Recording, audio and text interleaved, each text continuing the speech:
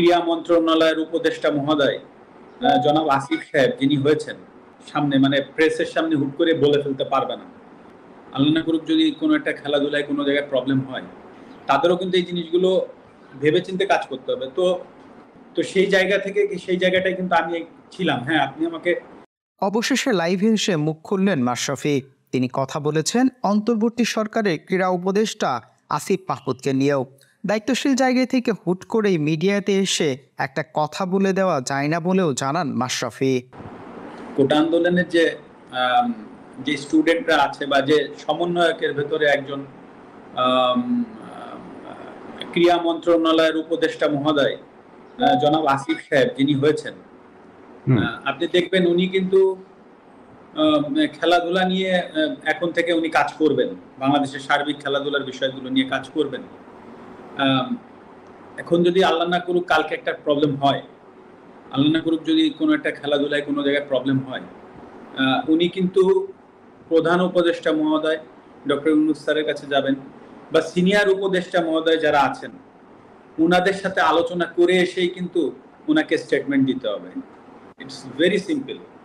কারণ উনি একটা দায়িত্বশীল জায়গায় আছেন। তো হুট করেই একটা সমস্যার সমাধান উনি একা কিন্তু এসে এই আপনাদের সামনে মানে প্রেসের সামনে হুট করে বলে ফেলতে পারবে না।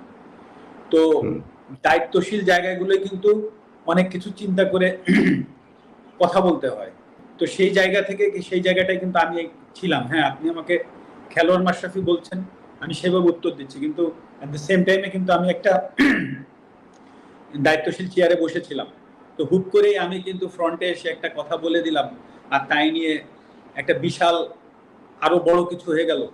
সেটার ট্যাকেল দেওয়ার ক্ষমতা আদৌ আমার আছে কিনা, বা বর্তমানে যারা কাজ করবেন তাদেরও কিন্তু এই জিনিসগুলো ভেবেচিন্তে কাজ করতে হবে। তো এটা কিন্তু ভেরি সিম্পল ব্যাপার। এ সময় লাইভে এসে নিজের ভুলও স্বীকার করে নেন মাশরাফি, জানার নিজের সীমাবদ্ধতার কথাও। তবে সেটাকে তিনি অজুহাত হিসেবে দাঁড় করাতে চান না। তো আমি যেটা বলতে চাচ্ছি যে হ্যাঁ, আমি ব্যর্থ হয়েছি, কিন্তু আসলে আমারও তো সীমাবদ্ধতা আছে বা ছিল। এটাও কিন্তু সত্য কথা। কিন্তু সেটাকে যে আমি এক্সকিউজ হিসেবে দাঁড় করাচ্ছি সেটা না। কারণ মানুষের দাবি ছিল, প্রথমত আমি একজন খেলোয়াড়, তারপরে আমি সংসদ সদস্য।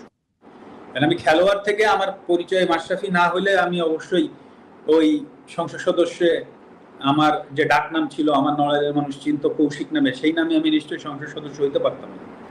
তো খেলোয়াড় মাশরাফির জায়গায় যে আমি ব্যর্থ হয়েছি সেটা কিন্তু আমি একবারও বলছি না। বাট আপনি এট দ্য সেম টাইমে ভাবেন যে আমি একটা সংসদ সদস্য ছিলাম একজন, সেই পজিশন থেকে হুট করে আমি একটা মন্তব্য করার থেকে বরঞ্চ আমি ওইখানে যে সমাধানের চেষ্টা করাটা আমার জন্য আরো ইজি হইতো, বা আমি সেটাই চেষ্টা করেছি, সেটা হয়তো আমি পারিনি।